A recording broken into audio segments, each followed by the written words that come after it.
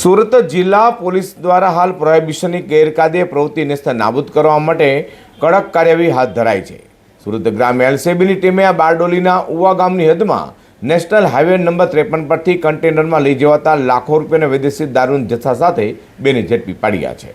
સુરત વિભાગના પોલીસ મહાનિરીક્ષક પ્રેમવીરસિંહ તથા સુરત ગ્રામ્યના પોલીસ અધિક્ષક રાજેશ ગઢિયા દ્વારા દારૂ અને જુગારની ગેરકાયદે પ્રવૃત્તિઓ નાબૂદ કરવા કડક કાર્યવાહી સૂચના આપી હોય જેને લઈને સુરત ગ્રામ્ય LCB PI R B Bhatod parole furlough સ્કોડના પીઆઈ એનજી પાંચાણીના માર્ગદર્શન હેઠળ પીએસઆઈ એચસી મસાણીની ટીમ પેટ્રોલિંગમાં હતી.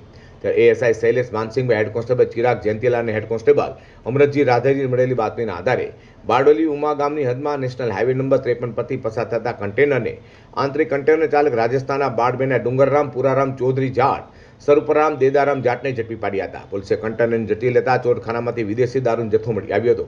જેથી પોલીસે વિદેશી દારૂનો જથ્થો 38,59,60,000થી વધુનો જથ્થો, કન્ટેનર, 4 મોબાઈલ ફોન, રોકડા મળી 53,82,000થી વધુની મત્તા કબજે કરી હતી. જ્યારે દારૂનો જથ્થો રાજસ્થાનના બાડમેરથી ભરાવનાર સાઈરામ ભાગીરાજ બિશ્નોઈ અને દારૂ સપ્લાય માટે કન્ટેનર આપનારા તથા વડોદરામાં દારૂનો જથ્થો મંગાવનાર પોલીસે વોન્ટેડ જાહેર કર્યા છે.